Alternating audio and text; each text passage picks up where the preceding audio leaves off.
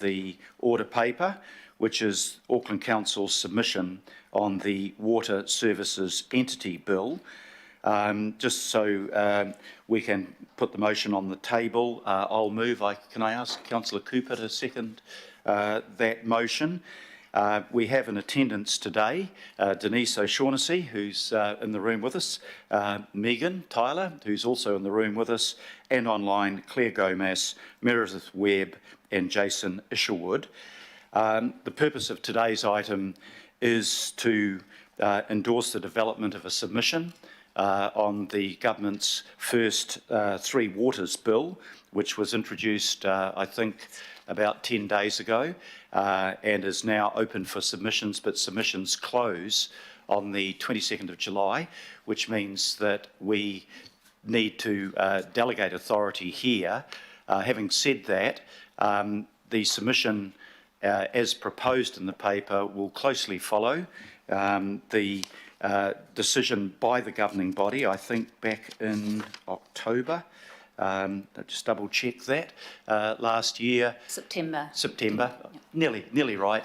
And also the minority report that I've circulated to councillors and that you've had the chance to read. But we will circulate this submission when it's complete to councillors to give you a chance for any final feedback. But what we're being asked to do today is to endorse the approach that we're taking, and it's the approach that we as a council have consistently taken right from the start of the Three Waters process. And consistency is always a good thing, so we will continue to, with your agreement, to take that approach in making submissions to the government. The submission will need to be clear and strong on what we support, but just as importantly, what we don't support in terms of the governance arrangements. So I think we have a presentation from Denise, so can I ask you to share that on screen? I presume everybody's got it, and we'll go through that, and then there'll be the opportunity, as always, for questions and then for comment. So Denise, over to you. Thank you. Kia ora koutou. So the subject of today's report is the Water Services Entity Bill, but often also referred to as Bill 1. So this bill establishes the water services entities and their functions, and it sets out the ownership, governance and accountability arrangements. Importantly, it also puts in place what's necessary to effectively transition to the new entities, so it sets that up. The bill will be going through the select committee process, and they're aiming for royal assent by December. There is a second bill which will be introduced to the House, we understand, in September or October, and that will contain much more of all the detail required to make those water service entities operational. So the transfer of assets and liabilities and the powers and functions and any pricing and charging arrangements. So submissions on that bill are likely to be called for around October through to December this year. And then seeking royal assent, we understand, by July next year. There is a third bill around economic regulation and consumer protection, and Council submitted on the discussion document on that matter late last year, if you recall. We've got less clarity on the timing of that or how that's progressing. That's been led by a different ministry. But Council has supported the need for an economic regulator to oversee the water service entity. So I just wanted to give you a little bit of the context of all of the legislation which is involved in setting up these entities. So the water services entities will be co-owned by the territorial authority owners, and shares will be allocated to those territorial authority owners on a population basis, so 1 share per 50,000 people. The shares are intended to protect against privatisation, but although they are shares, they don't really confer any of the usual rights that you would associate with a shareholding, so they can't be sold or transferred, and decision-making rights aren't weighted by the number of shares that any particular territorial authority owner has. There are 2 tiers of governance. Firstly, the Regional Representative Group, which has an equal number of Territorial Authority owners and mana whenua. That group, the Regional Representative Group, or the RRG, appoints and removes the board members of the new entities through a board appointment committee, and it sets the remuneration policy as well. It also has a role in setting strategic direction through a statement of strategic and performance expectations, and the board of the entity must give effect to that. Just a note on who can be on a regional representative group. So it can be elected members, it can be a CE, chief executive, or it can be a senior manager who's considered to have the requisite skills to sit on that group. The board of the entity is a professional skills-based board. It's appointed on around 4 main criteria. The board members are accountable to the RRG, and that accountability and their performance is assessed on the basis of their annual statement of intent that they issue. A regional representative group, regional representatives, or elected members from the Territorial Authority owners can't sit on the board. They cannot be board members.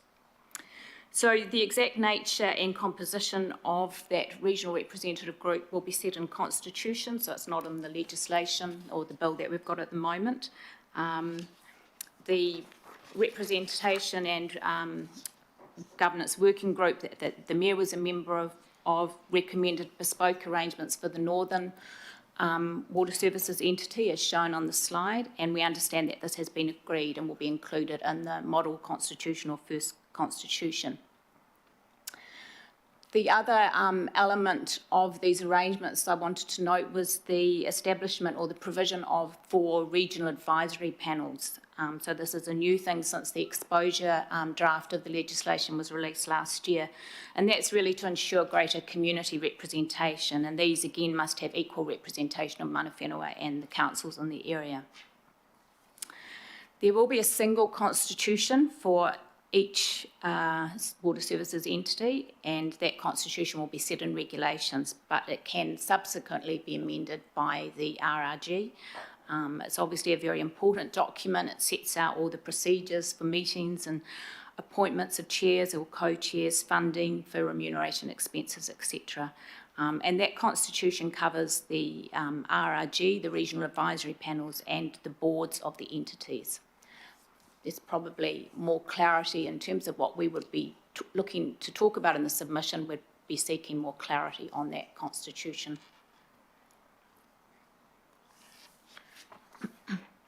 There are a number of things that the water services entities must do. They must give effect to Te Tiriti o Waitangi principles and to Te Mana o Te Wai.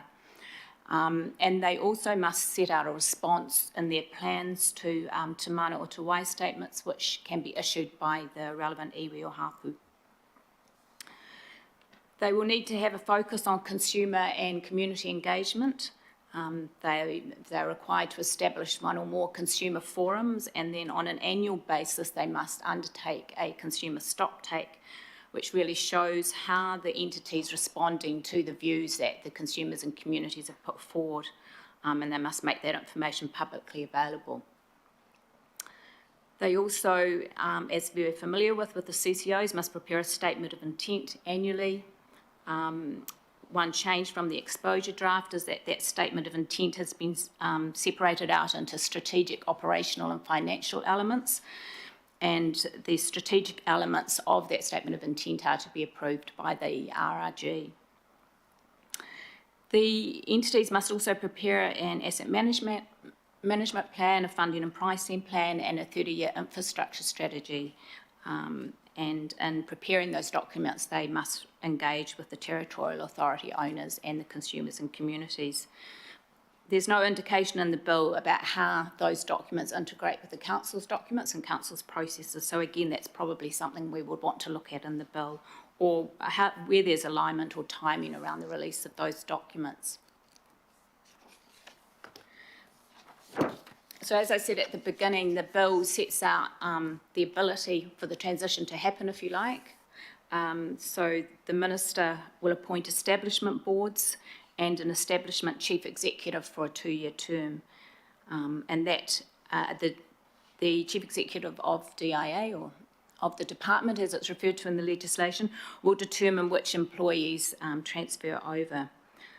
One important point to note is that the establishment Chief Executive will have responsibility for preparing an allocation schedule, and that's of assets and liabilities that would transfer to the new entity. At this stage in the legislation, there's no requirement to engage with Territorial Authority owners on that schedule. The Department Chief Executive may also prepare a water services plan, and this plan really sets out how the processes of identifying the functions and staff and assets and liabilities that might transfer and the timing for doing that happen. So the allocation schedule is identifying the particular things, and the water services plan is setting up the process for how that will happen. DIA will have oversight powers similar to during the Auckland amalgamation in terms of decisions related to water services provisions. So in terms of the annual plan and amendment to the LTP, policies or plans under the LGA, assets, purchase or disposal of assets and contracts. So the next steps, we will draft a submission and work across the council group to do that, working on the basis of the previous resolutions of the governing body and the Mayor's minority report, and also looking at the specific provisions in the bill to ensure that any concerns we have are noted in that submission. And finally, the recommendations as in your report.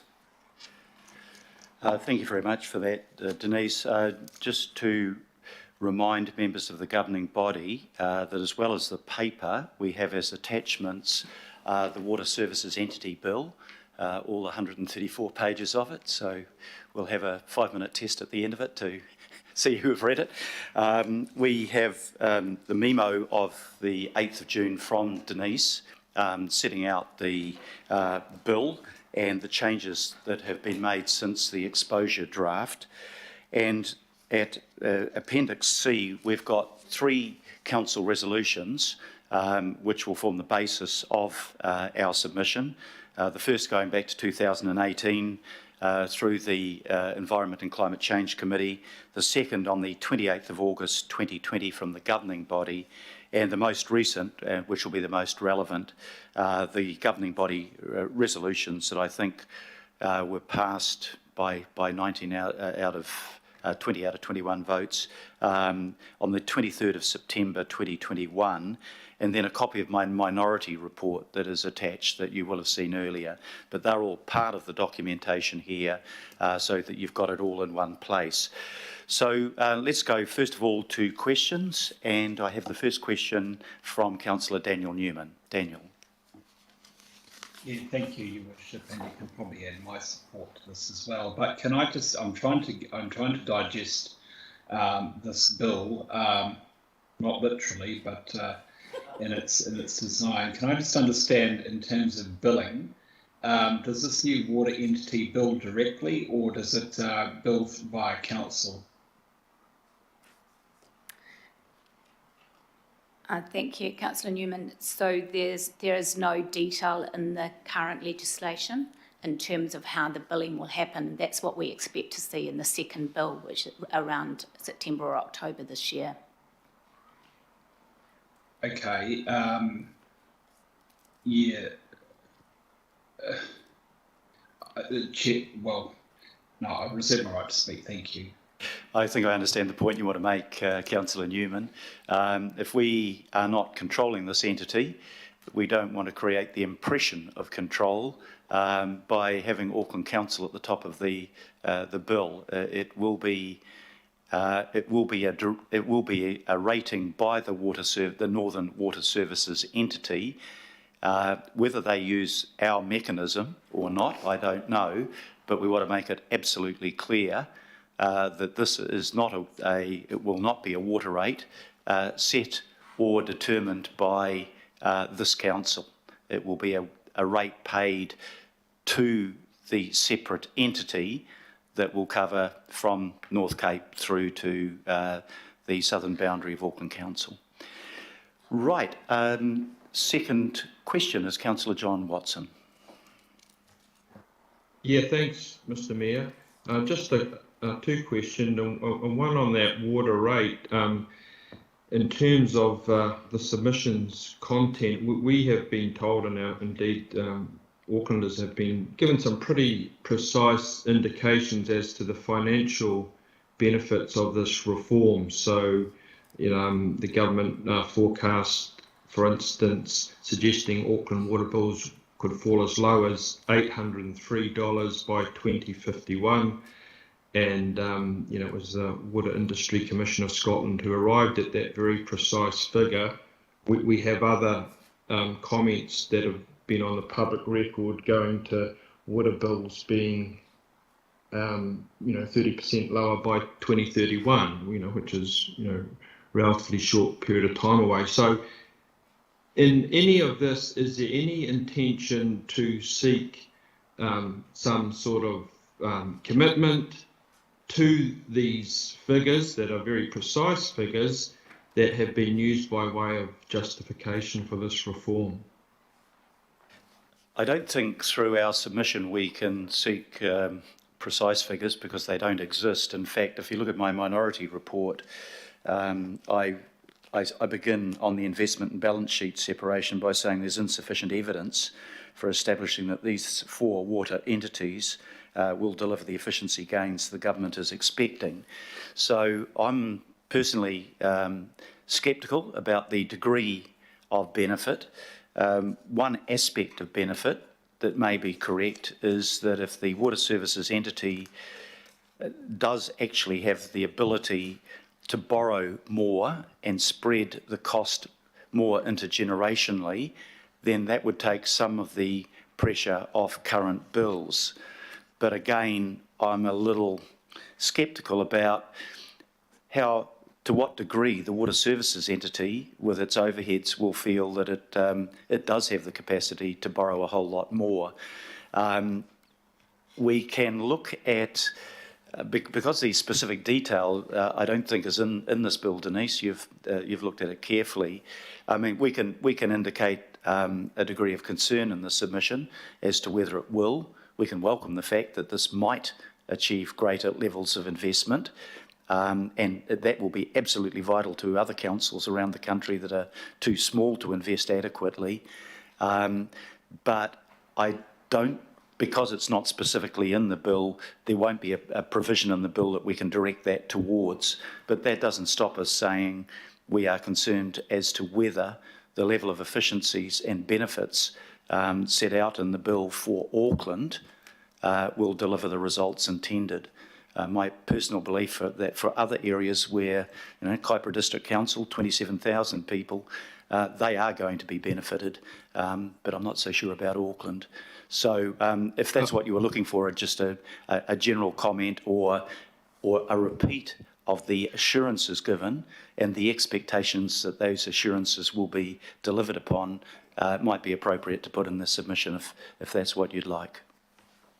So I guess my concern is, Mr. Mayor, is that if not in the exact wording of the bill, certainly in all the government commentary that goes to the bill, this has been a major focus in terms of trying to sell the whole program. And it seems to me, if there's not some attempt made to tie that down, then we all know what's going to happen. I agree with you, your comments on this potentially grown into a massive, big bureaucracy where there won't be the savings. So I guess, for my part, I'd like to see that really clearly signalled and some, some assurance sought. Otherwise, we're just playing a game where that's being put up as a convenient justification where there might well be no intention or no ability rather to actually fulfill that. As far as the process goes, and I'm just looking at our resolutions here today, so we're being asked today to endorse the development of this submission. We're getting various attachments going to, resolutions passed and whatnot. So my reading of that is that the actual resolution itself, the submission itself, won't be coming back to us for approval, which seems to me to be rather unusual. We usually approve a submission that we get to see, but that's not what's happening here, is it?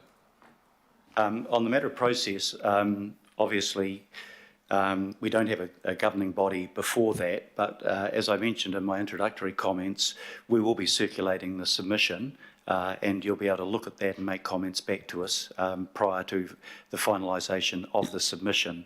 But the submission, it's not unusual actually for us to do submissions on government legislation in this way. There's been lots of them while I've been here, but the submission will follow very consistently resolutions that this body has already passed and has on record.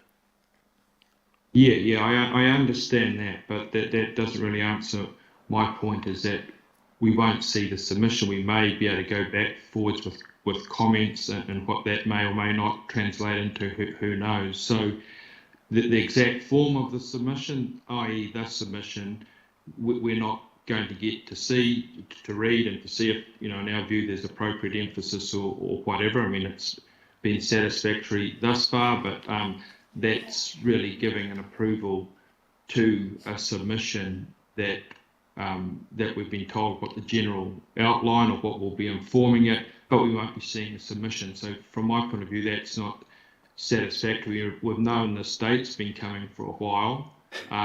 So, that could have been catered for in this process. So that's what I'm signalling my discomfort with. Well, two things. You will see the submission. I made that point very clearly. And secondly, we've known the bill's been coming for some time, but until we see the bill, which was 10 days ago, we don't have the opportunity to take it to a committee. This is the first committee after the introduction of a bill within just over a week of the bill being introduced. So this is the first opportunity that we have to bring it to you. And on actually, it was probably just a little bit longer, maybe 2 weeks ago, because you had the paper from Denise, I think dated the 8th of June on it. But you will get to see the submission, and we'd welcome any comments that you wanted to make on that before we finalise it, John. Okay. I understand that, Mr. Mayor, and that's fair enough. We're getting to see it, but our approval in the formal manner won't be catered for in this timeline. That's my concern. Yeah, and that's why it's so important that this submission is consistent with things that you've already voted on and that we have the governing body on record as having approved of. So actually more than any other probably piece of legislation, this will have been examined, discussed and worked through by the governing body, which we've done on a couple of occasions. But Denise, you've got a comment you'd like to make. Oh, thank you. It was just to make a comment on the previous point. Note D in paragraph 86, which refers to the minority report, talks about the being insufficient evidence that establishing the new entities will deliver the efficiency gains that the government's expecting. So that that point will be used as a basis for drafting the submission. Yeah, that's on page 204. Sorry, I haven't got the page number of the agenda. I've got it right in front of me. So it's just page before 204. paragraph 87. Yeah. Okay, Deputy Mayor Cashmore. Thanks, Mr. Mayor. With this first tranche of legislation, our water care contracts services to North Waikato, yet North Waikato in the future will probably be part of Entity B. At what point of time will that have to change? Is it part of this bill or is it 2024? Thank you. That's a good question. So this bill does provide for that oversight factor that the DIA would need to approve any decisions made around contracts. So I imagine, and it's they're seeking royal assent by December, so I imagine that consideration will need to be given from that point. But Megan, did you want to comment on that? Thank you for the question. I'm not sure I can provide too much more clarity, but this bill doesn't enforce or require any change to any existing situations. And of course, in theory, assuming all of these bills go through, the new entities are established in July 2024. So clearly between now and 2024, there will be work done through the the establishment unit, this director or the CE around contracts. But this bill itself doesn't change anything. There may well be changes in the future. We're not sure what that looks like or when. Thank you. Yeah, I think that's important, that all existing contracts remain as they are until such time as the legislation changing that goes through, but a good point. Councillor Wayne Walker. A couple of questions. The first one is just around the position that the community has taken on this, because we did seek feedback from the community. My recollection is that there was overwhelming community support opposed to this bill and this process. Is that correct, Denise? Well, it is correct, and we made that point and we forwarded those results directly to the Minister. And I raised that. I think maybe Councillor Coombe and Deputy Mayor Cashmore were there when we had a meeting with Cabinet and Local Government New Zealand, online meeting, and I reinforced those points again. So that will be in our submission, Councillor, saying we have gone out, we've consulted with our people, we have polled our people to get a good cross-sectional objective representation of views, and I think the figures were in the vicinity of 75 to 80% supporting our points about needing to have majority control over an entity that we put the majority of assets into. Okay, the other question I've got is just around the process going forward. Unlike the housing intensification bill, which has cross-party support, this particular bill is being driven by the government, and I note that there's substantial opposition by the National Party, I think, and also ACT. And it has been said that this bill could well be overturned. Is our council making any preparations around that, so that we have got the flexibility to go back to a circumstance such as we have now, if there is a change in government, and effectively the bill is overturned? Yeah, well... Do we have that as a plan B? Well, until there's an election, it's hypothetical, but I have had discussions, obviously, with Christopher Luxon, who was at one time the spokesperson on internal affairs, and quite at length, and with other National and ACT MPs. And in the event that there is a change in government, then it will depend what those parties have in their manifestos in terms of what they would replace the legislation with. I think what all parties acknowledge is that there is a need for reform. Actually, all local councils agree that there's a need for reform. So we don't know quite yet what the alternative proposition might be, but in the event that there's a change in government and this legislation is withdrawn, then in the first instance, the status quo will prevail until such time as an alternative is put up.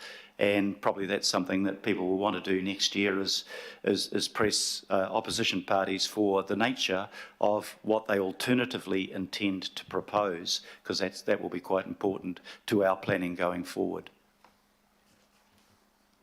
Thank you, Mr. Mayor.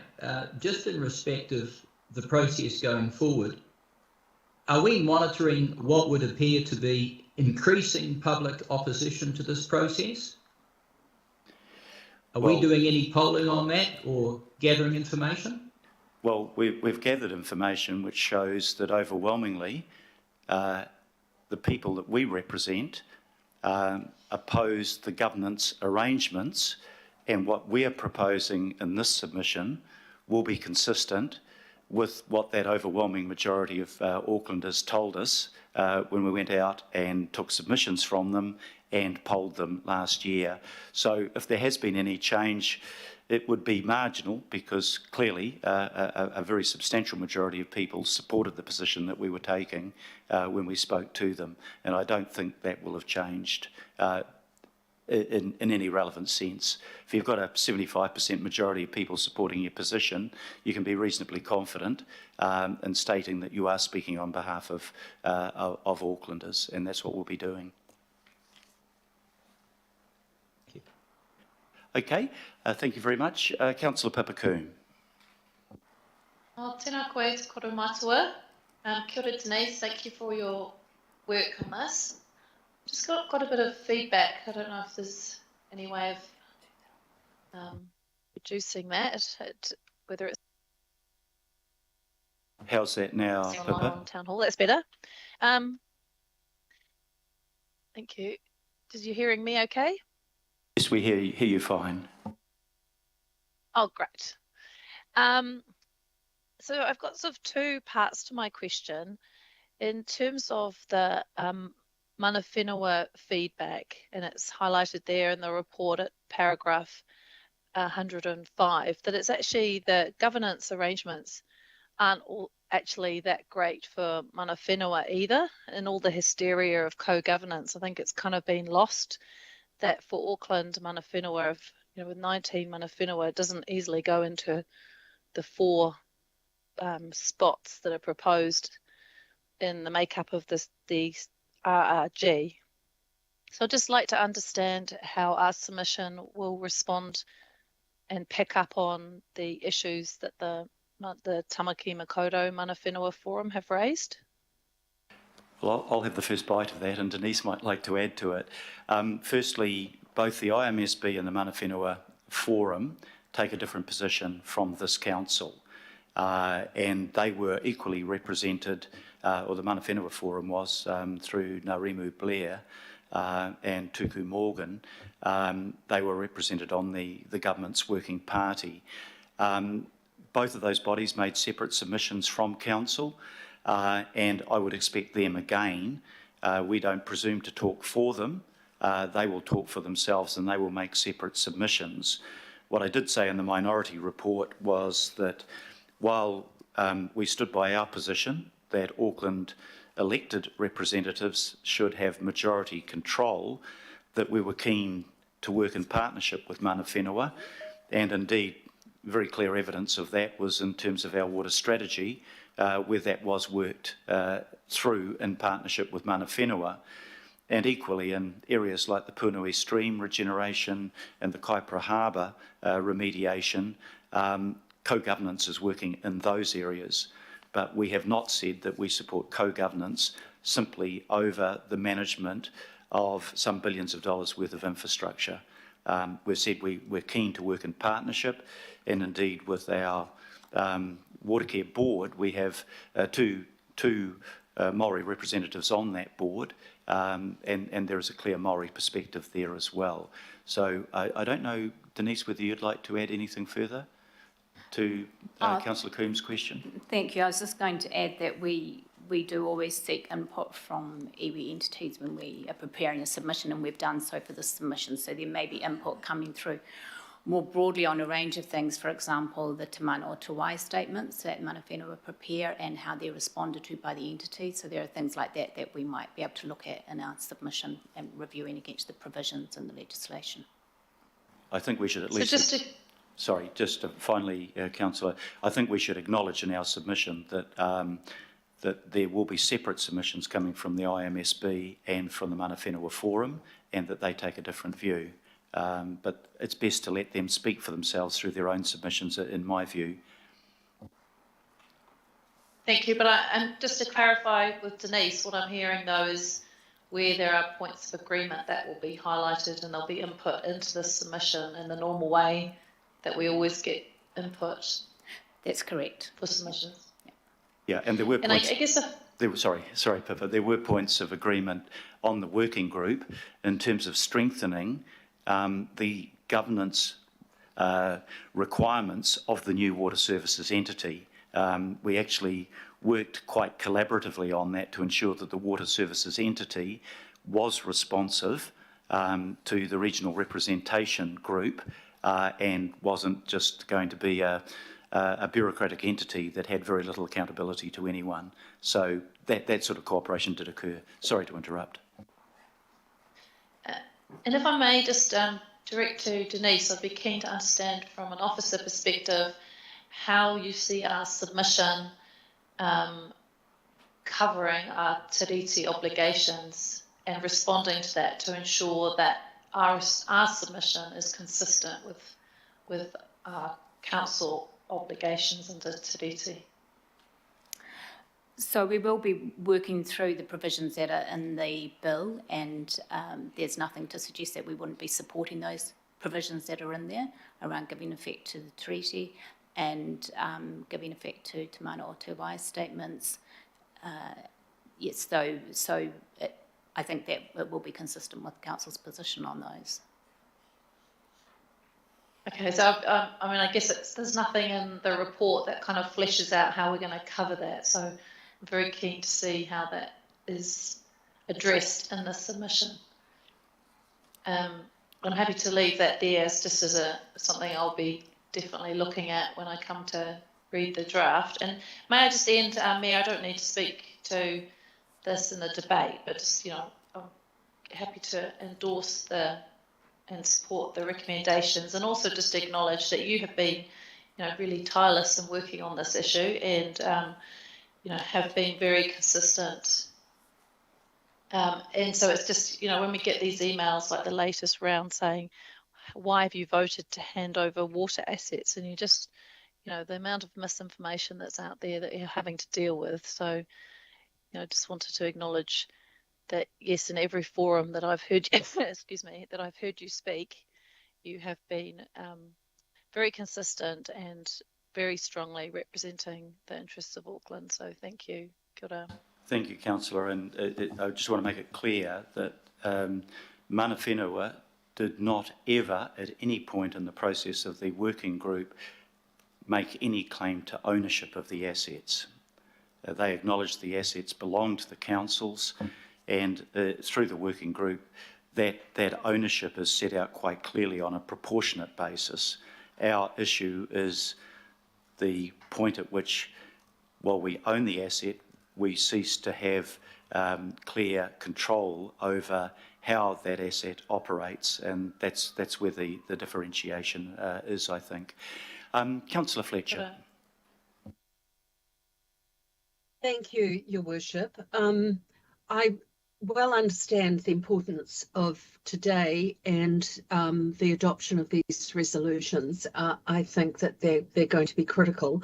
And in what I'm going to ask you, I have no intention of offending you, but there really is a perception that Auckland has not put sufficient opposition up to this bill. Now, I know that's frustrating because you've put a lot of time into it, but would you, in light of that, would you consider, and I could have done this as an amendment, I'd prefer not to, having another councillor come with you to present the submission to the Finance and Expenditure Select Committee? I was thinking of either Councillor Cooper or I was thinking of Councillor Watson, but just to reinforce that feeling from the Auckland Council and the unity of the Auckland Council in behind this submission. Yeah, thank you, Councillor. I'd have no problem with that. I mean, Councillor Cooper is our water care liaison officer. She's had a close interest in this. She comes from a different political stable from me, so it would be a balanced presentation. But we both feel quite strongly about that issue, and while the recommendation is that I present the submission, it's certainly not my intention to do that on my own.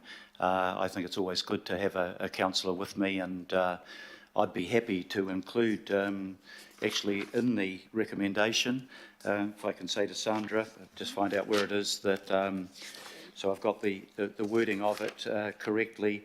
Delegate the mayor to speak. It's up on the screen. Yeah, to speak to the submission, the mayor and Councillor Linda Cooper, our water care liaison councillor, to speak to the submission on behalf of the governing body. So if I just better check with Councillor Cooper, she's happy with that, and she is. So thank you for that suggestion. More than happy to do that. Thank you.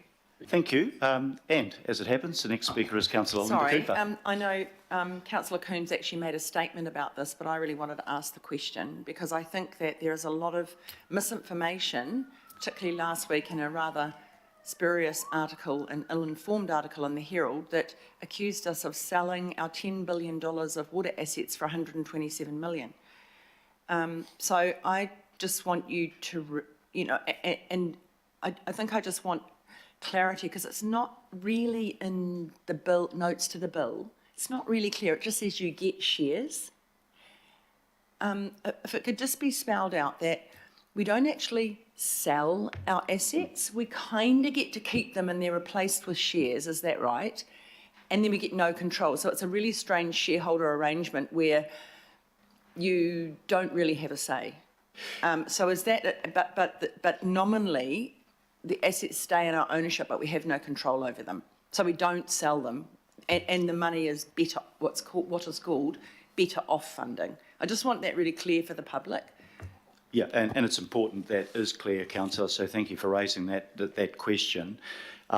This does not involve the transfer of the ownership of assets. In fact, in the working group, we worked hard to ensure that the proportionate ownership of the assets by Auckland Council and through Auckland Council, the people of Auckland, will be in the legislation.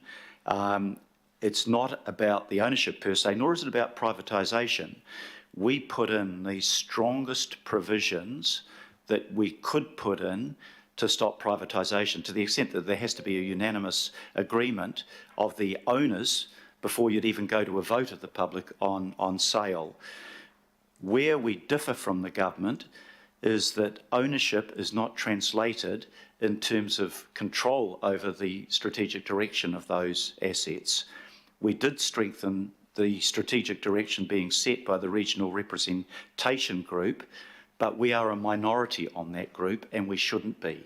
We should be the majority because we're putting in 93% of the shares.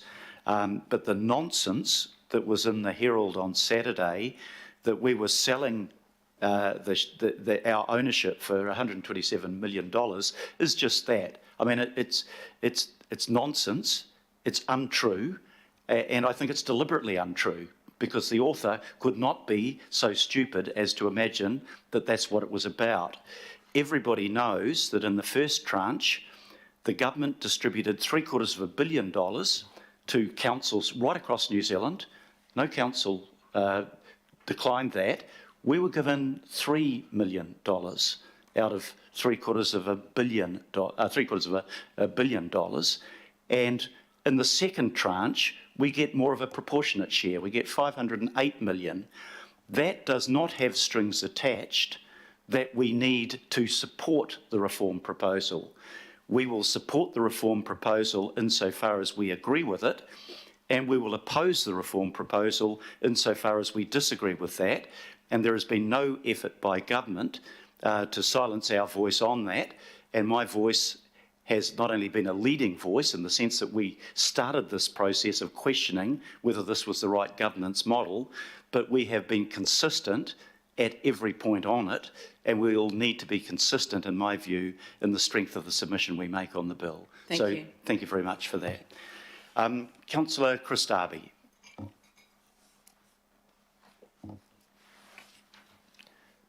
I'm sorry. Thanks, Mayor. Sorry for the delay there getting the buttons. Yeah, thanks, Mayor. Look, can I just ask the staff, and I'm getting echo as well, I'll proceed. The National Stormwater Conference and Expo occurred in May. One of the concerns, as you well know, Mayor, you share it, is the inclusion of that third sibling of stormwater into the new entity. What did our teams learn from the various papers that were presented at the most recent conference on stormwater being included? Keeping in mind that all the technical work has been very undeveloped, it's very much an afterthought inclusion. So just a question of our our staff, what did they learn from that stormwater conference that's helped inform our position? Now, I'm not sure whether Denise has an answer to that, or Megan or Claire, who's in the room. So it may, I'm happy Megan, to I'm going to try. give you a go, but we might have to come back to you on that one, Councillor. Yes. Thanks, Councillor Darby. I won't be able to give you any detail. This bill makes it clear that it is the three waters, including stormwater. As you all know, because we framed it, and all of our colleagues around New Zealand know that the inclusion of stormwater makes it very complex and quite difficult to either unbundle or bundle, depending on which, kind of what issue you're looking at and how that would really work in an economically regulated entity, where at the moment, stormwater is not, economically regulated in the same way. So I know that in the conference there was a lot of talk and trying, how would this work? How would it work coming back into the council? Those connections with land use planning in particular, stormwater and the other two waters as well. So I know there was a lot of discussion around it. I also know that there have been staff involved at a national level to try and think around this work, and as a council we are thinking about how those connections work across back into the council. So I'm sorry I can't give you any detail, but this bill makes it clear it does include stormwater. It doesn't include any detail about what that really means. Some of that will come in the second bill, certainly, and it will come in the transition work that begins really now through to 2024. And that's something we will need to keep you, I guess, informed of. There's no decisions really anymore for you to make beyond, submissions on that second bill. But that's certainly a big part of what we'll need to keep working on over the next couple of years. Thank you for that, Megan. And if I can just add, Chris, sorry, if I just make a brief comment. In my minority report, I'll just read one sentence of it. We advocate further consideration on inclusion of stormwater and believe there should be a specific stormwater recommendation seeking a deferral on the inclusion of stormwater in the new water services entity until further work is undertaken, and then we specify those things. So with the approval of councillors, we'd carry over that approach into our submission. Yes, thank you, Mayor, and I really appreciate you highlighting that in your role on behalf of us. I guess what I'm just trying to give a little bit of weight to here, Mayor, is as you work up the submission, if we build that particular part of the submission out and give it quite a bit more focus, and if it can be informed by the Stormwater Conference. I understand there was a lot of discussion at the conference on the value or lack of value of including stormwater. And at the same conference, Nick Brown, I think he's our Regional Planning Manager, Stormwater, he was judged the Stormwater Professional of the Year. So we've got a lot of expertise within our organisation, and we can tap into the expertise of those professionals that presented papers expressing quite considerable range of concern about the inclusion of stormwater as the third water in the three waters reform. Thanks, Mayor. Yeah, thank you, Councillor, and I will ask staff to go back and see what we can find out about that and whether we can strengthen our submission on the basis of what might have been said at that conference. I'm sorry we couldn't help you directly because none of us are familiar with what the proceedings, how the proceedings went. Next question is Councillor Daniel Newman. Yes, thank you, Your Worship. I'm reading this bill. It's very interesting. Would one expect that the regional advisory panel, looking at the roles and duties of the shareholders and what have you, which would one expect that that panel would have an input in relation to the direction of the entity with respect to applications for consent for water take and for wastewater discharge? Denise. I don't really have an answer for you on that. There isn't enough specificity in the bill to suggest that. It's been more generally around ensuring that there's stronger community representation on those entities, particularly for those entities which are covering a large number of authorities across the country. So there's no detail at this stage of the exact role that is likely to be included in the Constitution, what role and functions those regional advisory panels could play. Each entity won't necessarily have a regional advisory panel. There's just provision to enable one to be set up. So, yeah, I'm sorry, I can't answer your question more fully than that. The only thing I could add to what Denise has said is we have never sought powers over the water services entity beyond those powers that we exercise over water care. So we'd be working at a strategic level rather than seeking to interfere on an operational level. And what is very important, just as it is with water care, is that operational decisions are made by people who are appointed on the basis of their professionalism and their competence, and that we you know, while we set strategic directions, we don't endeavour to dictate operationally. And the same thing would apply, in my understanding of the regional representation group. It would be setting strategic directions, statements of expectation, etc. Can I ask a follow-up, Your Wish? Yes, please. How does this bill anticipate reconciling the conflicting role of mana whenua if they take an ownership stake of this water entity, but presumably they want an input into the merits of water take through consents and wastewater discharge through consents? If they have an ownership role, does that exclude them from input in relation to the applications for consent? Or do they sit on both sides of the debate on this matter? How is that? It's a fundamental conflict that I don't think has been reconciled through what I'm reading in this bill. Is there any clarity on this? Yeah, the really important thing to understand is that mana whenua have no ownership stake in the new water services entity, nor have they sought that. And the only other comment, can I just understand at clause 48 with respect to decision making by this advisory panel, it talks about must be made by consensus if consensus can be reached, and take all reasonable practical steps to reach consensus in accordance with procedure. I've never seen a bill that requires regional entities to operate by consensus.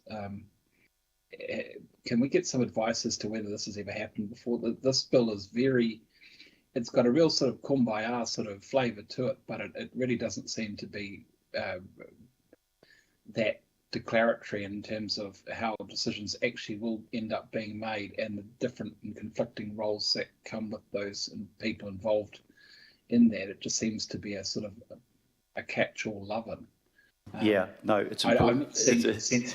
It's important that it isn't, and I'll ask Denise to comment on the bill, but I can comment on the discussion that occurred at the oversight, the committee that the working party on it. I spoke against consensus decision making on everything because that's a recipe for stalemate if you can't reach consensus. The bill, if I'm right, and Denise will correct me if I'm wrong, if it's not translated from our discussions into the bill, said we should seek decision-making by consensus. In the absence of that, the decisions would be made by a 75% majority. Now, I supported that because under the new provisions that I was able to secure through the working group, we have a 28% say, and that would give us a veto over something that we thought would be inimical to the interests of the people of our city. So I think the nature of the group, and I'd be reasonably confident from the tone of the discussions we had with mana whenua, we would seek to make the right decisions and we would seek to make them by consensus. But there's always, you know, it's a bit like a jury. If you've got a majority jury, it's better than a unanimous one because one person can stop any progress. So we went for a majority decision, but a sufficient majority to ensure that there was overwhelming support for any of the strategic direction being given, and that empowers Auckland Council in a way that we would not be empowered if we didn't have that provision. If you understand what I've just outlined, please let me know if there's something that wasn't clear.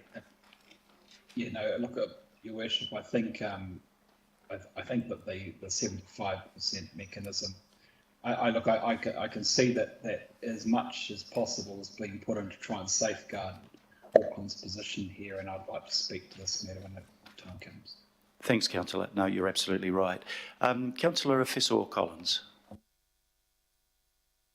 Kia ora, Mayor. Thank you very much. I've got a couple of questions, and the first is probably picking up from what Councillor Coombe was asking earlier.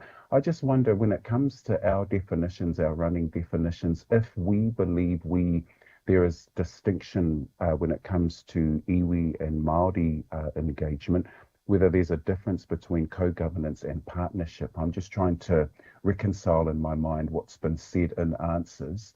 And just see if there's perhaps a definition where we might be working on different definitions, or how we might see if there's a distinction between co-governance and partnership, or if we have, whether we can define some differences in those words. That's a very good question, Councillor. Co-governance really requires 50-50 decision making. Partnership requires this is my interpretation, so there may be others, but partnership is a way where you work together with mana whenua, but if you're the owner of the assets, at the end of the day, you have the responsibility to make the decision.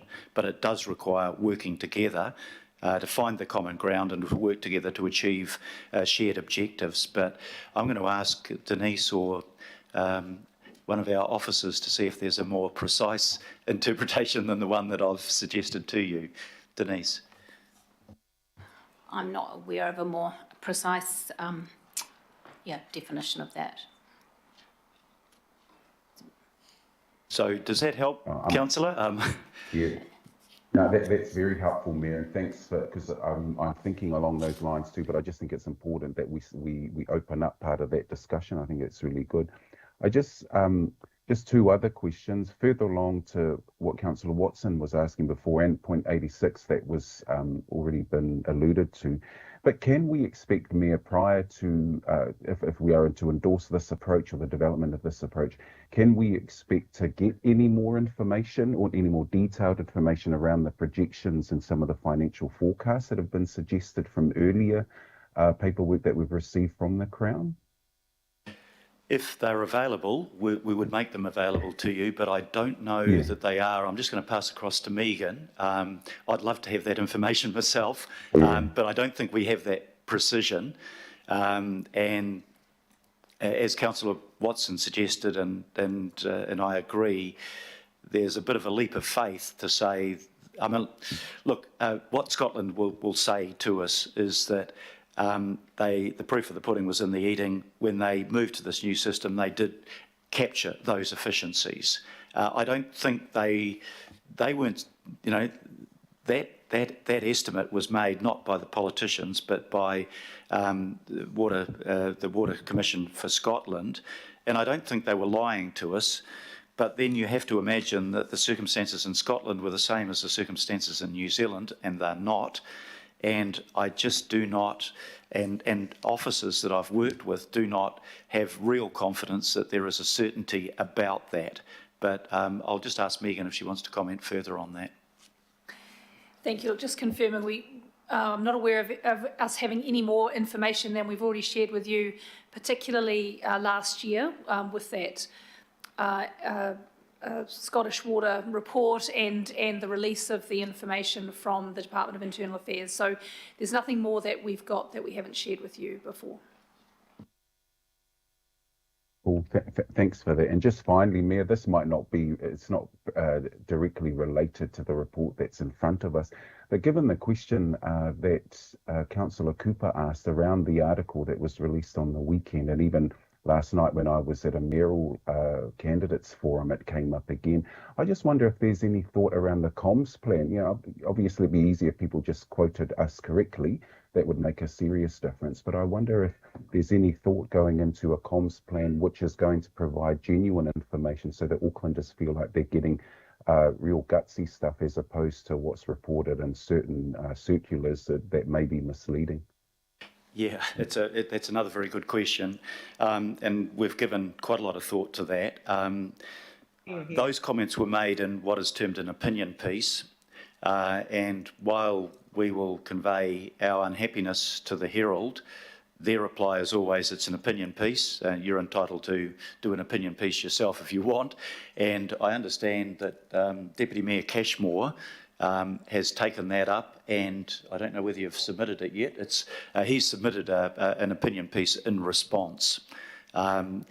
Where a journalist writes an article purporting to tell the truth and it's actually a fabricated opinion, you've got a lot stronger position to tackle than if somebody submits an opinion piece, and in a democracy people have the right to be wrong. I don't know whether they have the right to lie and to be deliberately misleading, and I thought that article was deliberately misleading because I don't think the person is so stupid that they actually believed that was the case. But unfortunately in election campaigns, just like in wars, the first casualty is the truth. Very frustrating for both of us, Councillor. But, you know, I'm not on the I'm not attending those forums, so it's great that we've got a councillor there that knows the facts and can address misleading information when it comes up like that. And I know that the Deputy Mayor used to attend meetings during the mayoral forums and straighten out a few prospective candidates that were either smoking something or not properly understanding the facts. So I don't think I'll go further than that. Thank you for the question, Councillor. It allowed me to vent a little bit. Councillor Richard Hills. Sorry. You're referring to an article that I'd just like you to clarify which article. Yeah. I think it's appropriate to name which one. Yeah, well, there were two articles in Saturday, Councillor Mulholland, that you probably read as well as I did.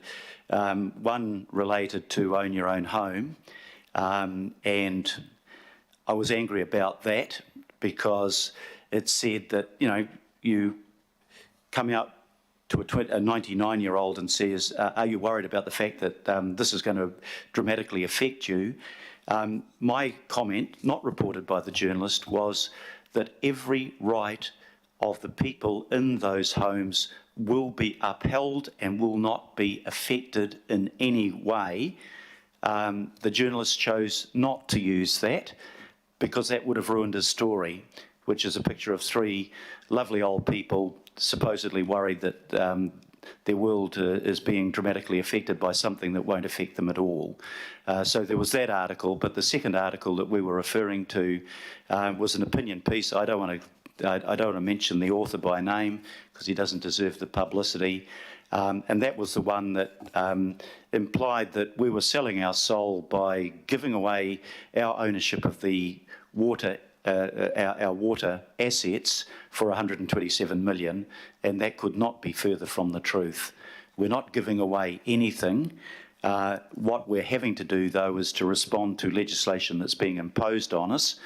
And were we going to turn down actually a $508 million that will help alleviate the pressure of rates on our constituents? Of course not, particularly since there were no strings attached to that require us to do other than express accurately what our views are on the new governance model.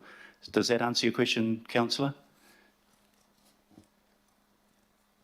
I think, Your Worship, just, you know, in terms of fairness for people having these discussions, and sorry, I should have maybe referred to it as a point of order, but it is, you know, just fairness as to which one you're referring to. Yes, I can assume. Yes, I read the articles, but just for clarity. Thank you. Okay, thanks, Councillor. Final question from Councillor Richard Hills. Yeah, kia ora, Mayor, and thank you for your very vocal advocacy on our behalf across the last, I think, 2 years on this, often being the lone voice in some situations. I guess my question's more on the submission and how you present it. For me, you know, if it if it's going ahead, which it looks like it is. Is there any point in further reinforcing our opposition to stormwater being in there? I just think it gives huge, far greater issues because it's not a utility and it crosses, parks, local boards, Auckland, transport, everything. We've gone through that. Can you reinforce again the need for that not to be included? That's my first question. Yeah, look, very happy to do that. I fall into this trap of saying if I was in government, I might have done this differently. And one of the things I would have done differently, I'm in favour of water reform. Everybody knows that it's necessary. But I would have left stormwater to one side, at least in the first instance, so that we could work out all of those other issues. Including stormwater might be logical in the long term. We've considered that ourselves within council of, amalgamating healthy waters and water care. But in the short term, it complicates the arguments. And I don't think officers think that we've done enough work to ensure that we know exactly what needs to happen before the proposal to integrate stormwater with the other two waters is a sound proposal. So I remember clearly your comments, Councillor, and those of Councillor Darby's at the last time we discussed this issue, and those views were incorporated by me into the minority report and will be incorporated again. I think, I don't think there's a difference in view between officers and myself on this. We haven't ruled out stormwater being included ultimately, but doing it at this point is premature, and certainly premature until we've worked through all of the complex issues that are involved in that you've suggested. Thank you.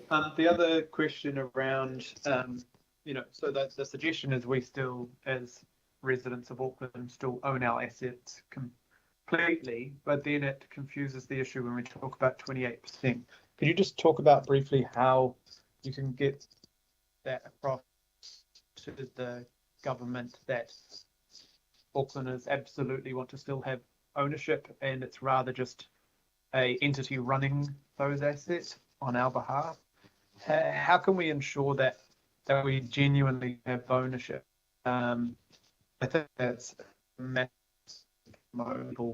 as we've seen. Yeah, thanks, Councillor. Ownership before the changes were made were a bigger issue for me because I had a concern that the way in which it was set up could easily lead to privatisation, as it did in the United Kingdom, although actually in England, but not in Scotland. And we actually, the people of Auckland do own these assets. They've built them up over generations by funding them. And I was satisfied with the changes that were made regarding ownership, but one of the things about ownership has two potential consequences. One is that you get the return on the assets. Well, we've never sought a financial return on the assets. We've put every penny that Watercare raised back into water infrastructure, and we were not looking for a dividend or a return on it. But the other aspect of ownership is ownership without control dilutes the meaning of ownership. And while I've pointed out that we perhaps have a veto control under the concessions that we got through the working group, we actually should have control on behalf of all of the people of Auckland, because we're putting up 93%. That control is diluted by 3 other smaller councils and by mana whenua. And I haven't changed my view. If you're talking about water's an issue before the Waitangi Tribunal, and they will make their determination on that. But we're talking about assets. We're talking about pipes, water treatment plants, sewage treatment plants, and they need to be run effectively, efficiently and commercially. And under this model, they still will be, because that will be the role of the new water services entity. But I wanted to make sure that the Auckland voice in the strategic direction of that water services entity is the predominant one. And of course it isn't. And that's what our objection to this model is. While we contribute 93% of the assets and 90% of the population, we have our control over the strategic direction of how those assets are deployed, diluted considerably. and a veto isn't the same as a majority voice determining future direction.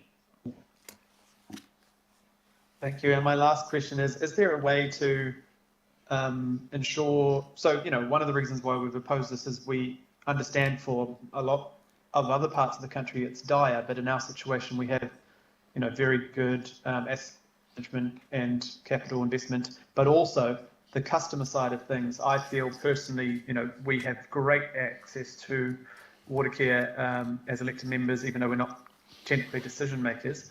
And so do our community in most cases. Are there ways you can further reinforce how the customer facing side, and if they will, have a biannual, quarterly,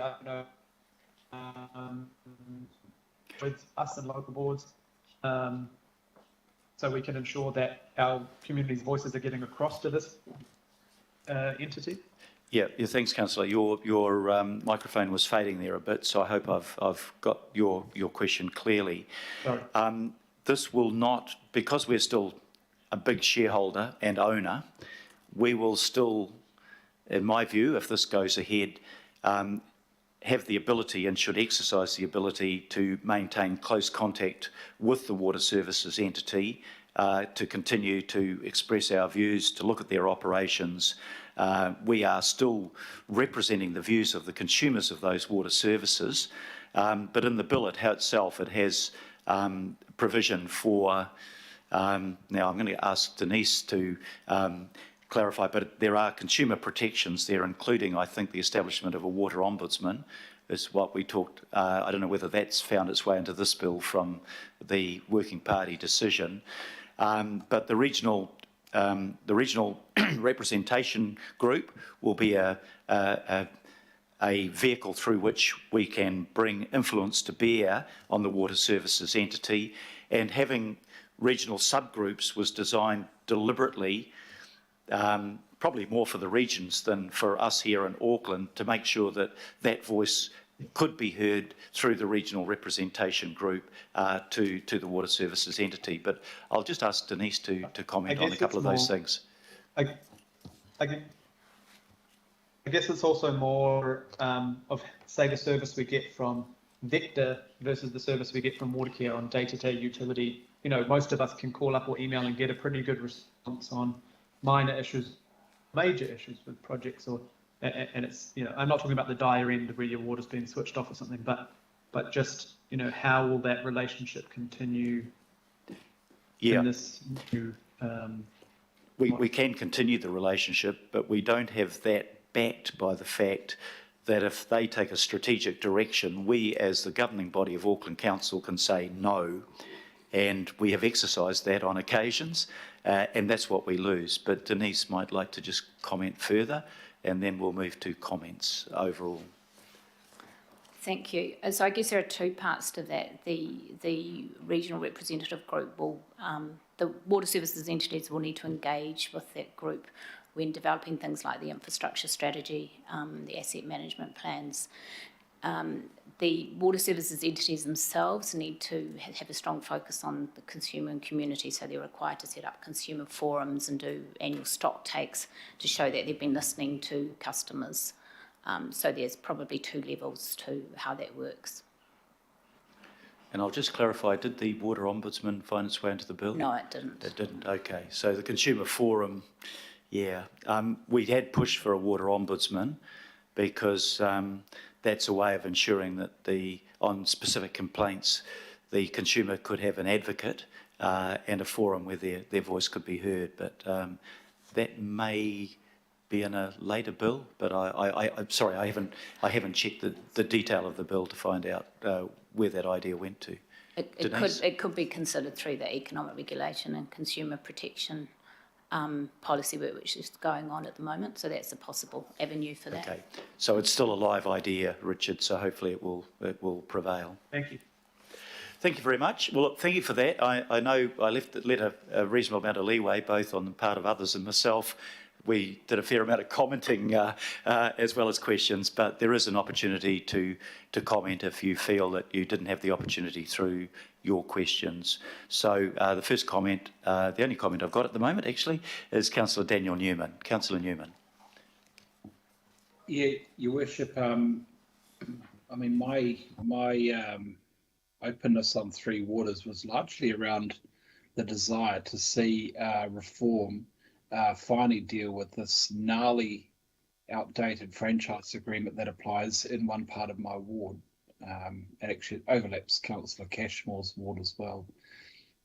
But reading through this bill, and it's been my suspicion now for some time, is that the contracting out provisions would not be addressed by Three Waters reform. In fact, it would probably allow for the entrenchment of franchises and agreements. And unless I'm mistaken, clause 116 of the bill, the obligation to maintain water services, sets out the role and function of the entity, but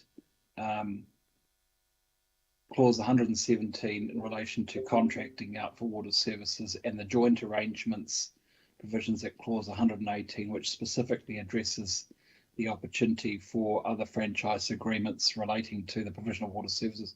This will simply entrench the status quo with no effort, from what I can see, from the Three Waters reform to address the very thing that's actually been troubling my constituents since the late 1990s. So I'm going to support this, Your Worship, and I think that I would hope that we could address in our submission the fact that some of the very important aspects of reform which needed to be addressed actually haven't been. In fact, all this bill seems to do is roll over some of the problems that we currently have without addressing the need to actually ensure that we get horizontal integration and the end to these legacy franchise agreements, whilst introducing a whole lot of new and unclear arrangements, particularly in relation to billing and accountabilities for billing and pricing. So I hope that the submission will be able to address this problem, Your Worship, because this, for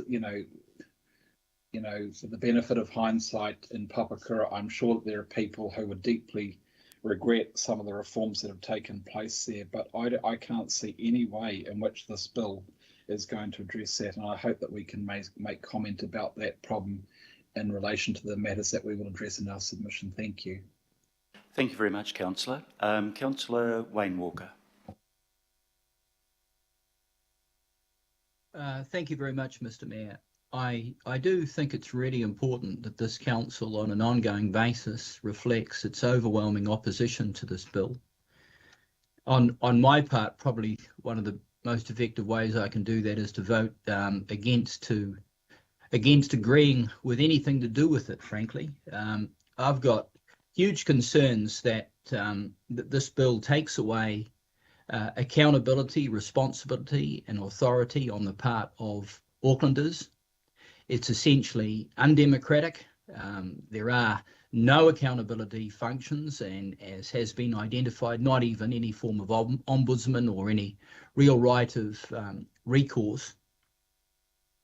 Aucklanders and people generally have a very high sense of ownership over water. Some of us provide our own water, deal with our own stormwater and the like, and in many instances, much of these functions occur on private properties. I really do not believe that this bill is efficient, is effective. I think it will be counterproductive to reducing emissions and acting on climate change against the background where we need to empower and engage residents to take more control over water and stormwater and so many of these things at source, because all of these things essentially arrive at source on the part of properties that are using water, receiving water, and shifting water off their properties onto other properties. I can foresee a dramatically enhanced bureaucracy as a consequence of this, and I would suggest very huge costs that will spiral out of control. So I have very, very little confidence in this process. Personally, my belief is that our council could have and should have taken a far better leadership role in working with other councils like Christchurch and Whangarei in far more vociferously opposing these reforms, because, as we know, they have been driven by government. The government is polling on this issue. I believe it will bring the government down in the future, and that a future government will turn it around. And I would only hope that we are preparing for that eventuality. Thank you. Thank you very much. Councillor John Watson. Yeah, thank you, Mr. Mayor. I just want to really pick up on a couple of the main themes that have been signalled in the report in respect of developing the council's submission. If we go to the risks section of the report, there's a whole swag of risks that have been spelt out. We've spelt out in previous advice and in part or in full in some of our previous submissions, but they are really significant that go to things really basically concerning Auckland's future interest, higher costs, poor community outcomes, levels of service that we lose control of, conceivably the deprioritisation of Auckland's interest, the question over the ability to undertake the investment, the costs of the reform, decoupling of stormwater and land management, and so forth and so on. So there's some very significant consequences that are in train via this legislation. Reference has been made to the polling of our public. Aucklanders have been overwhelmingly opposed to these reforms, and certainly in my anecdotal conversations with people, it's often revolves around different aspects of the reform in terms of the notion of losing control of assets that have been built up by successive generations, B, the governance or the oversight factors in terms of the representation grouping there, where the group as a whole is a bit like the man who makes the tea for the man who makes the coffee. It's fairly weak, and then even within that representation group, Auckland's role is further diluted down to a rather insignificant kind of component of the overall group. So the public have concerns. I guess my concern on their behalf is that we express those concerns as clearly and forcefully as we can. Now that has happened to a degree in the lead up to this today. For those people in Auckland who might not be quite as strongly focused in on this, they've to some extent been seduced by the notion that, well, actually the cost, this might, the water reform is needed across the country, so they, to their credit, take a kind of New Zealand Inc. approach, but within that New Zealand Inc. approach is the assurance that their water bills are going to be, significantly lower as a consequence of all that. Now we know, and we have signalled that, we have questions about that, but it seems to be to a major failing, given that they have been very, very precise. This isn't, your water bills will just be lower. We have statements from, the Scottish Authority that this will be $803. That's pretty precise in 2051. The comparison to Scotland isn't a good one. 70% of Scotland's population live in the central belt. That's a little over 60 k's. So we're dealing with totally two different geographic entities in Scotland and New Zealand, of which Auckland is part. So I guess when I get to it, the resolutions here today, to basically approve the delegation of our submission, I see as part of that, we're told that staff will consider whether provisions in the bill mitigate these risks to any extent. So all those risks that have been spelt out, staff are going to get a call, and I presume the delegated politicians will then decide whether what they see in the bill is mitigating these risks. Like Councillor Walker, anything I've seen thus far has just been tinkering around the edges. So my concern is through this submission process here that there may or may not be some attempt to highlight mitigations as staff said in the first instance, and then the delegated appointees agree with. So I believe that we should maintain a very strong and detailed opposition as we have articulated in the past, and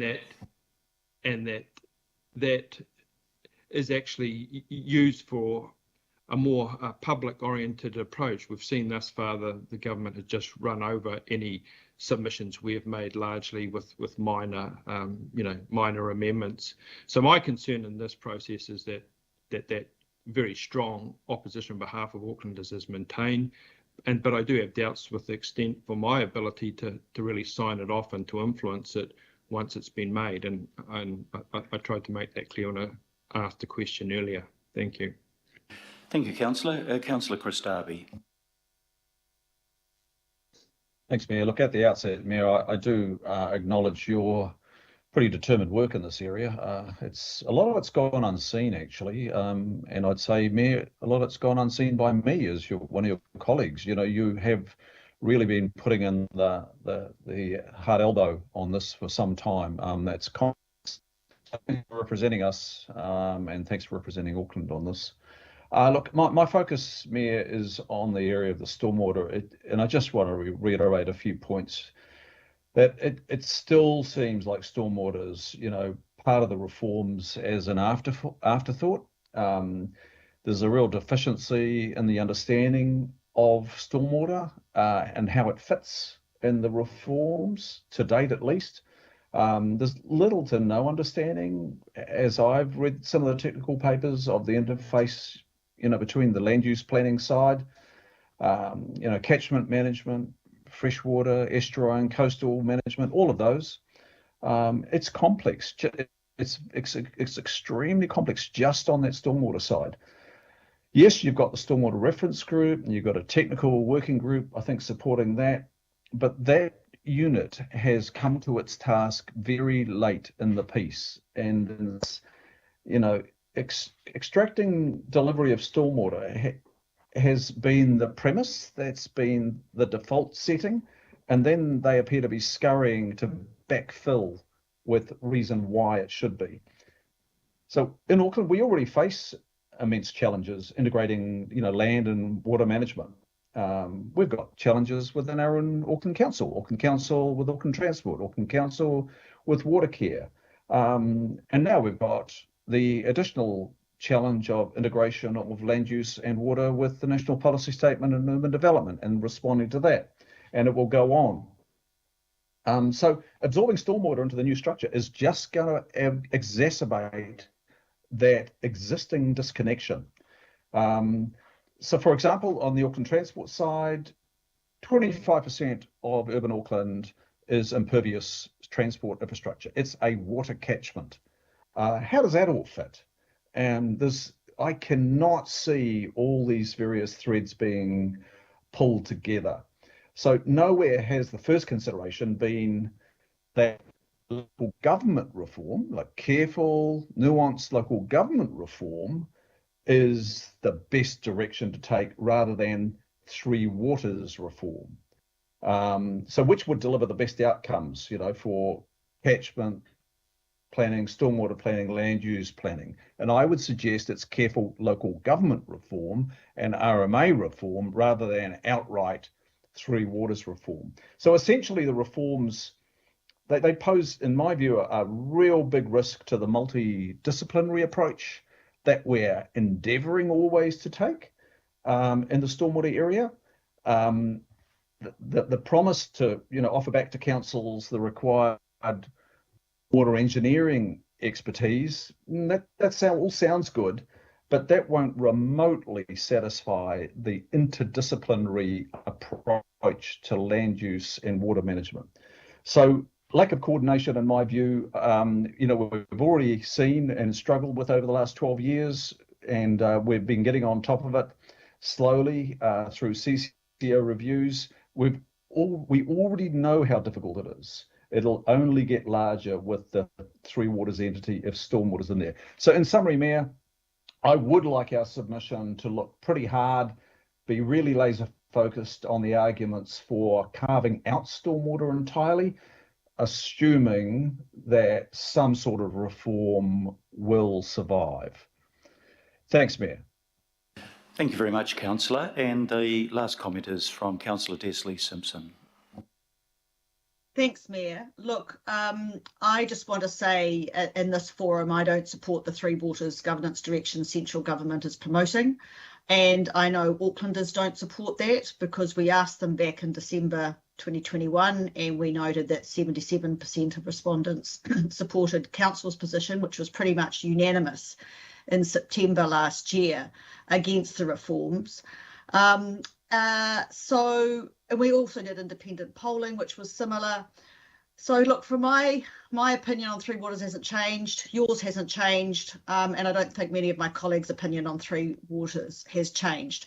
I'm glad Councillor Cooper asked her question because we haven't rolled over at all. We've been consistent in our objection to Three Waters, and around the better off funding of 127 million is really in its first tranche for next year is given to us with no strings attached. It doesn't ask us to accept what they're doing, but it is ours with no strings to invest in local community wellbeing.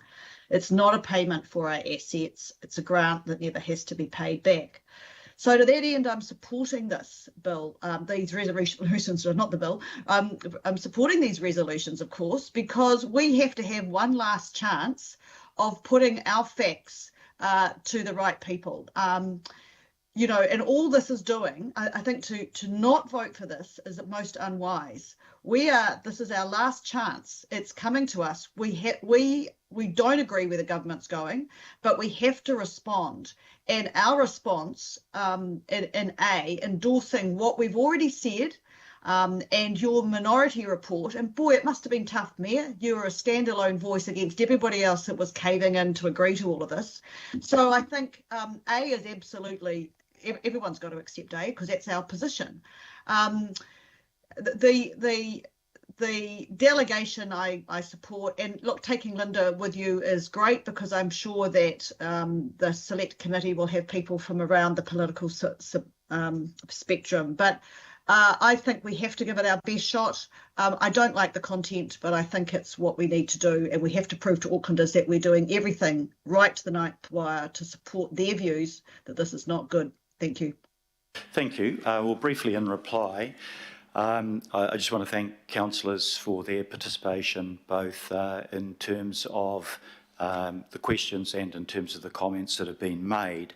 And I substantially agree with the comments that have been raised. And if I just pick up Councillor Simpson's, we haven't changed our opinion. We've been absolutely consistent on this, and we've used each and every opportunity that has arisen to express that view, both through Local Government New Zealand and directly to government. We did it in the minority report, we did it in our resolutions passed on to the government, and we'll do it again here. I agree with Councillor Simpson that it would be unwise to vote against these resolutions. I think one of the strengths of our position has been well, we are unanimous. I think I could describe Councillor Newman as the prodigal son. Welcome home, Daniel. You had doubts about opposing it, you've looked at it, and you're now in agreement. And that, I think, would represent a full agreement by all councillors about what is wrong with this bill. I think practically all of us acknowledge that there has to be change across the country. So we haven't gone out being totally negative or hugely partisan about our opposition. We've said we support these parts of the bill. That makes sense. You know, we've demonstrated in Auckland what the advantages are of scale, professionalism, competence, and a fully regional view, and of investing adequately. Most of New Zealand hasn't. And to the question why we haven't aligned ourselves with some of the other councils, Councillor Walker, is because some of those other councillors haven't made the investment. They've been either unwilling or unable to make the investment. They have water that's not drinkable. They have wastewater tipping into their streams that don't meet their own consents. There is no way that they will meet the new standards required by the water regulator. So I haven't been a supporter at all of the status quo, nor the Deputy Mayor. I think he was quite adamant about this. We need reform. We do need reform. Unfortunately, the nature of the reform as it applies to governance in relation to Auckland does not meet our purposes, does not assist us, and I agree entirely with what Councillor Darby has said about the need for integration of land and water management and coordination between the different bodies. I think we're doing that quite well. Would we have welcomed any further access to capital for borrowing for capital expansion? Of course we would, and that's what we pushed for. But we also pushed for the CCO model, that I think it would be the right model. Councillor Watson, I think I agree with overwhelmingly with what you've said in almost every respect. But where I think maybe I have a disagreement perhaps with yourself and Councillor Walker is that if we were, for example, not to make a submission, which voting against this resolution would result in, then we would be weakening our position, not strengthening it. We need to go out there. We need to continue to have our voice heard.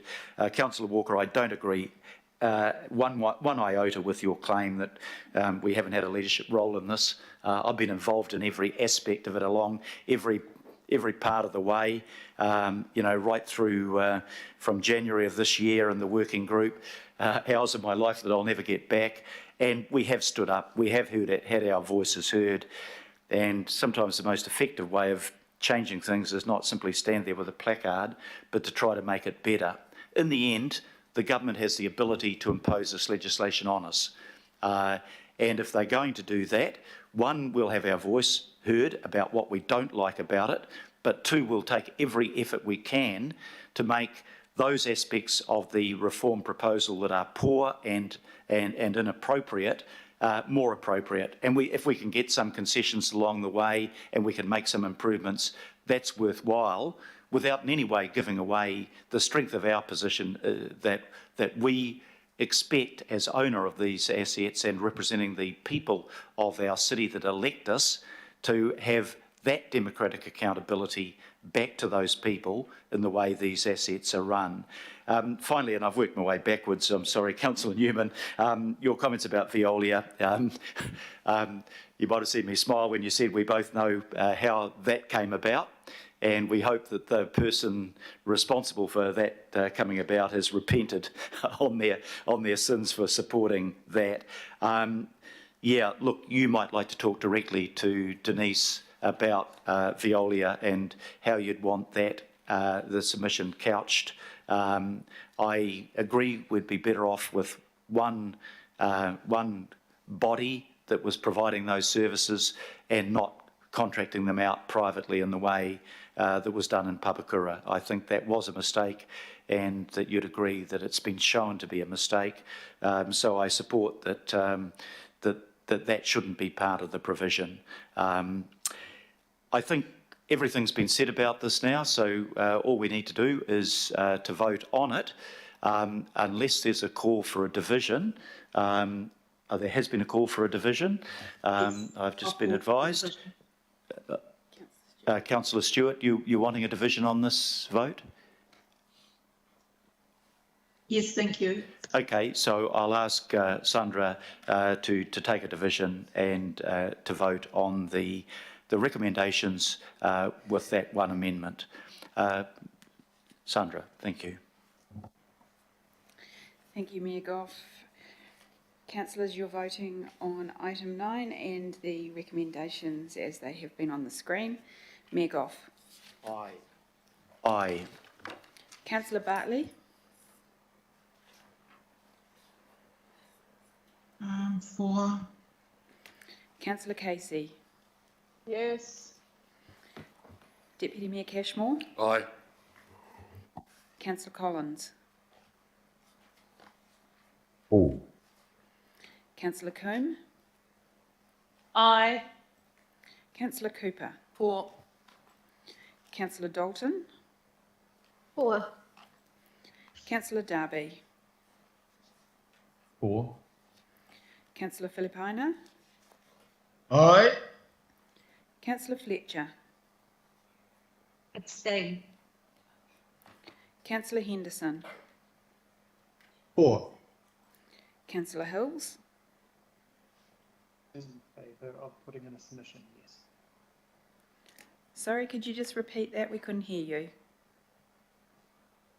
In favour of putting in submissions, yes. Thank you.